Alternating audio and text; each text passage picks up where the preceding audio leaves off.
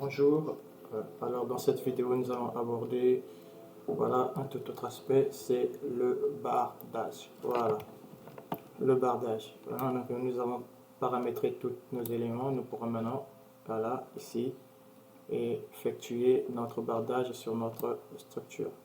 Alors voilà un peu. Alors le bardage sur robot, c'est tout simplement un élément permettant de pouvoir faciliter la transmission des charges ou le transfert des charges d'un élément à un autre. Donc nous allons voir comment est-ce que se fait le transfert de charge. Voilà. Je pense que nous avons abordé ce point dans l'une des vidéos. Voilà. Donc les charges sont appliquées, les charges de vent sont appliquées par l'intermédiaire des bardages. Ainsi donc les bardages peuvent transférer les charges au niveau des lisses et les lisses au niveau des poteaux. Ça c'est quand est-ce que l'effort est exercé sur la face perpendiculairement à la face lambant. Et donc les poteaux à leur tour, lorsqu'ils sont sollicités dans leur plan, vont transmettre directement les efforts au niveau des fondations. Voilà. Donc c'est très important. C'est très important. Ok. Donc aussi voilà ce qu'on peut noter comme petit nota bene. Donc dans le cas d'une travée de plus de 9 mètres, les potelets sont intercalés entre deux portiques afin de limiter la portée des lisses, ainsi donc réduire la flèche de 60%. Donc voilà. Donc lorsque nos portées, c'est-à-dire ici nos travées, l'espace entre deux poteaux ou entre deux portiques, est supérieur à 9 mètres, alors qu'est-ce qu'on fait? On place ici un poteau intermédiaire. On place un poteau intermédiaire. Son terme, le nom, c'est pas poteau. Nous allons le voir dans la suite lorsque nous allons aborder les justificatifs des résultats de chaque élément. Voilà. Et ils permettent ici donc de pouvoir réduire la flèche. Comment est-ce qu'il peut réduire la flèche? Donc tout simplement parce que nos lisses de bardage ne seront plus appuyées sur deux éléments, mais seront désormais appuyées sur trois éléments. Et donc le système statique va changer. Ce ne sera plus une poutre appuyée sur deux éléments, mais ce sera une poutre appuyée.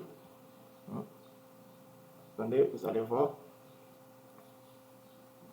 Ce sera une poutre appuyée désormais sur trois éléments. Et donc, il va générer un moment en appui qui va donc réduire quoi? On va réduire les moments et nous allons réduire les déformations. Voilà comment au départ, lorsque nous avons ici nos lisses, voilà le système statique de nos lisses, il est comme ça lorsqu'il est appuyé. Voilà, ça c'est le premier cas, c'est-à-dire lorsque ici les portées sont inférieures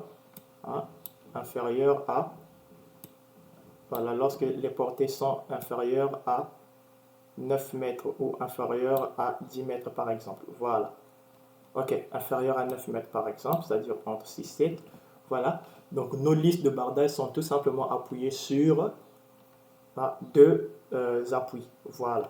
Alors, qu'est-ce que ça fait? C'est que nous avons un système isostatique, donc un moment beaucoup plus grand, un moment en travée beaucoup plus grand, qui est égal à quoi? À QL,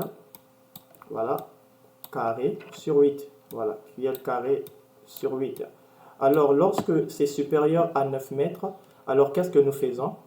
Le système va changer.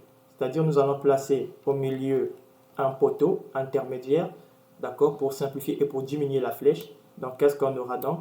On aura un système ainsi, le système statique va changer, nous aurons un appui intermédiaire comme cela, et les moments également vont changer parce qu'on aura un moment en appui, qui va faire ça. Voilà.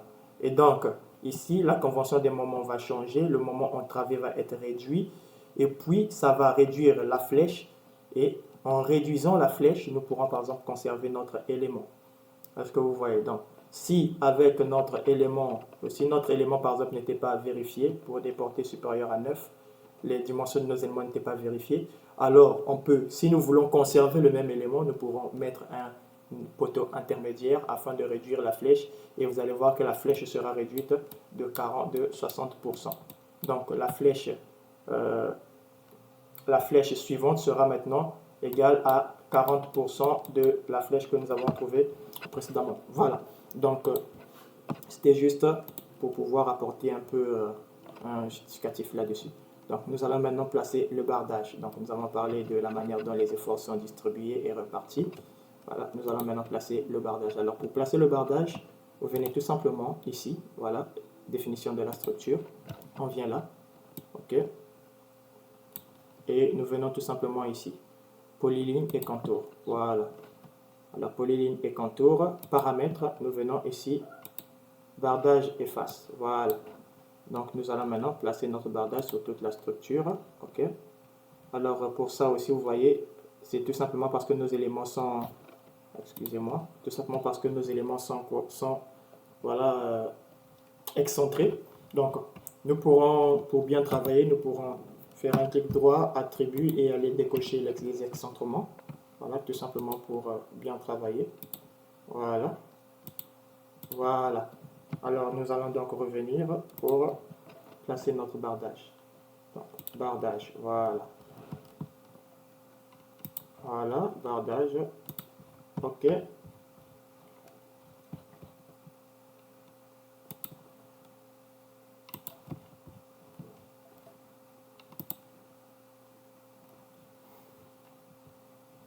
Voilà, on vient ici en face pignon.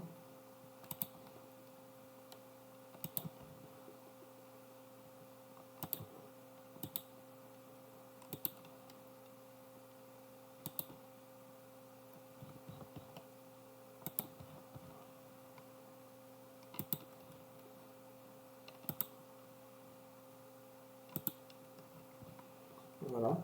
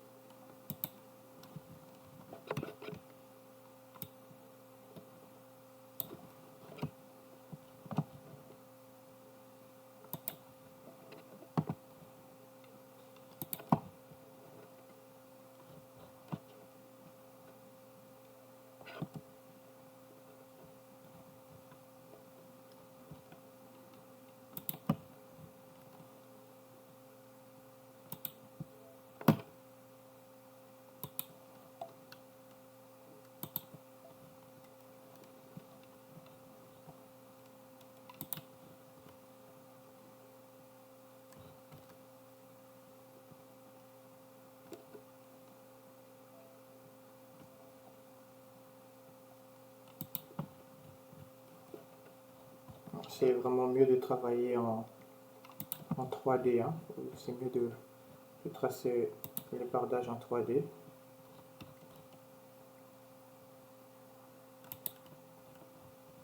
Voilà.